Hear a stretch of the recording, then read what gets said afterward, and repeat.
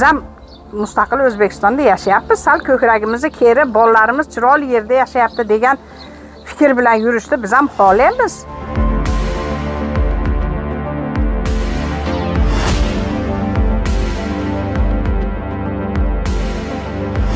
Eng og'ir, juda strashni bo'lganlardan 17 ta stalbamiz bor. Unda shu og'ir ahvoldagi stalbalardan. Mana shu tokda simi mana ko'rib turibsizlar, meni uyim ichidan o'tgan. Nimaga bular qolib ketgan? Tomondan kiritilmagan, mablag' yetmaganligi sababli qolib ketgan bo'lishi mumkin endi. Qachon shamol olsa lekanglaydi, yuragimizni hovuchlab o'tiramiz. 1963-yil qo'yilgan ekan. Bu stalba meni bilan teng. Mana sementli stalba olib kelib qo'yamiz. Mana va'da bo'lib kelyapti. Andijon viloyati Jalaquduq tumani Qilichbozor mahallasida mana bunday o'tgan asrdan meros bo'lib qolgan stalbalar bor. Ko'ryapsiz, tagi yemirilib ketgan. Bu shamolda qulab tushishi hech gap emas. Mana shu tokda simi mana ko'rib turibsizlar, meni uyim ichidan o'tgan. Biz necha marta murojaat qilishimizga qaramasdan hech kim befarq. Mayaqlarda simlar ulab ketilgan. Mayaq tomoni yana shunaqa. 9 ta nevaram bor. Endi bularga men har doim ham qarab o'tira olmayman. Qachon shamol olsa lekanglaydi, yuragimizni hovuchlab o'tiramiz. Bunday qarasanglar, istalbamiz ham yonboshlab qo'ygan bir tomonga. Qachon yiqilib tushadi deb qo'rqib xavotirda bo'lamiz. Bizga yordam beradigan, bizni arzimizni eshitadigan odamlar bormi, yo'qmi? Bizni nevaramizni bitamtasiga zarar yetsa kim kafolat beradi? Uni o'nglab beraman, davolab beraman. Tok uzilmasin birinchi marta. Uzilgandan keyin bu yomon holat. Men nevaralarimni zo'rg'a katta qilyapman. Qanaqa qilib o'rniga keltirib olaman keyin bolalarimni? Bizga yordam beringlar deb rosa murojaat qilyapmiz. Qarang, mumkin emas bu uydan o'tish. Tashqariga chiqsin deb mana mahallamiz yugurdi. Va'da berishdi. Tashqariga olib kelib o'rnatamiz. Manaqa stalbali nima olib kelamiz? Manaqa sementli stalba olib kelib qo'yamiz. Mana va'da bo'lib kelyapti. Biz ham mustaqil O'zbekistonda yashayapmiz. Sal ko'kragimizni kerib, bolalarimiz chiroyli yerda yashayapti degan fikr bilan yurishni biz ham xohlaymiz. Mana qachon shamol bo'ladi, bizni yuragimiz hovuchlab turadi. Mana mayerdagi daraxtlarni o'smasdan turib kesib beryapmiz. Mevali daraxtlarni ham kesib beryapmiz. Nimaga? Anavi simga tegib qolsa, qiynaladi, uzilib ketadi, o'zimizga qiyin deb. Haqiqatda mahallamizga jichcha shamol bo'lsa, yo jichcha yomg'ir bo'lsa, svet o'chib qolaveradi, o'chaveradi. Qorong'ida o'tiramiz biz. Endi biz kimga murojaat qilamiz bilmaymiz. Mana istalbalarimiz holatini ko'ryapsizlar. Mayllari sinib yomon bo'lib ketganida o'tgan yil 1 yil bo'lgan-yu almashtirganiga shulardi. Yugurgilab yurib boshqa nima MFYlardan olib kelib yurib to'g'rilashib ketdi. Mana shu yugurayotgan mahallamizni bolalari qildi shulardi. 1963-yil qo'yilgan ekan. Bu stalba meni bilan teng. Mana necha yil bo'lgan bo'lsa, bu stalbalar turibdi. Boshqa mahallalarda stalbalar almashyapti. Bizga 1982-yil almashtirildi deb shunday qo'yilib ketilgan ekan.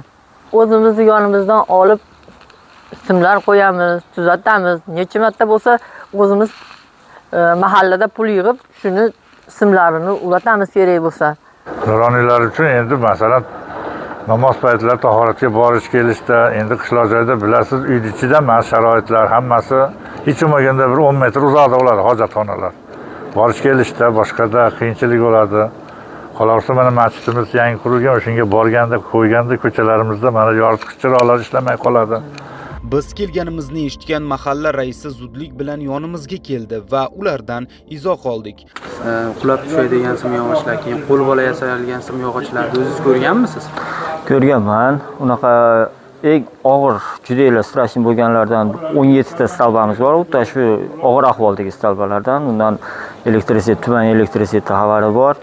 Ularni qo'shib yaroqsiz holatga kelib qolgan simyog'ochlarimizni keyin sim kabellarni hammasini almashtirish 26-yilga dasturga qo'yishgan.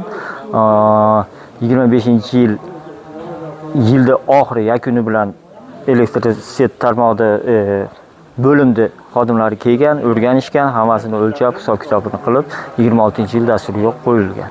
2018-yil Obod qishloq va Obod mahalla dasturiga kiritilgan ekan mahalla. Nima uchun o'sha paytda bo'lmadi? 2018-yilda men rais emas edim, undan xabarim yo'q. 2025-yil 17-mayda bu yoqda raislik qilyapman.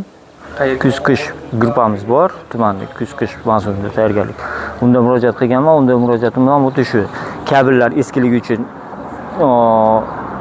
uzilgan yoki bo'lmasam tepalarda uchqun chiqqan shunaqalar bo'yicha murojaat qilganman. Mahallada nechta aholi vakili yashaydi? Mahallada 754 ta xonadon bor, 4333 ta aholi bor. 7 ta ko'chamiz bor. Mahallada svet o'chadigan bo'lsa, men ham mana shu fuqarosiman, meni uyimda ham o'chadi. Vaziyatga yana ham oydinlik kiritish maqsadida hududiy elektr tarmoqlari Jalaquduq tumani bo'limi bosh muhandisi Mirzo Olim Mirzayevdan ham izoh oldik. Qilichbozor MFI Fidir paxtakor tarmog'idan ulangan bo'lib, 17-18-yillarda 4,5 kilometr 10 kilovoltlik tarmog'imiz qaytadan rekonstruksiya qilib, uyma o'tgan tarmog'imizni tashqariga yo'lni bo'yiga olib chiqilgan. 26-yil dasturimizga 3 ta ko'chasi kiritilgan bo'lib, 2-3 tarmoq 04 bitta transformator qurish rejasi bor hozirda. Hozirgacha 26-yil kapremontda joriy ta'mir qilindi, 3 ta transformator joriy ta'mir qilindi. 4,5 kilometr 04 tarmoqlarni qaytadan simlarni almashtirib, rekonstruksiya qilib bajarib berildi. Bu Qilichbozor mahallasi Obod qishloq dasturiga tushgan ekan 2018-yilda. Mana shu ishlar bo'yicha nimalar qiladi? Shu 2018-yil aytdim, hozir 4,5 kilometr tarmoq qurilgan bu yerga. Bitta transformator 630 lik transformator almashtirilgan. Yangi qo'yilgan. Shuning bilan hozir 500 ta xo'jalikda sifatli elektr energiya yetkazib berilgan. Ichki ko'chalar bo'yicha? Ichki ko'chalar bo'yicha 2 ta ko'chasiga sip kabel tortilib berilgan, yangi stalba qo'yilib 400 metrdan. To'g'ri katta yo'lni bo'yini sip kabel qilib berilgan. Ichki ko'chalarni endi bu yilgi dasturimizda 2 kilometr 300 tarmog'imiz bor. O'sha 2018-yil Obod qishloq dasturiga tushganda elektr uchun qancha pul ajratilgan? Men unisini bilmayman. Pul ajratilganmi? Yo'q, uni endi bu paytda biz yo'q edi, naqas. Bu alohida anaqa. Qarang, hozir mahallalar aylantirdik. Biror joyda ham sip kabelga ko'zimiz tushmadi. Sip kabel mana ko'cha, to'g'ri ko'cha bo'lgan. Shu 2 ta ko'chamiz bo'lgan, pastda bitta, nariga tomonlar, katta yo'lni bo'ylari. Nimaga bular qolib ketgan? Tomonlar kiritilmagan, mablag' yetmaganligi sababli qolib ketgan bo'lishi mumkin endi.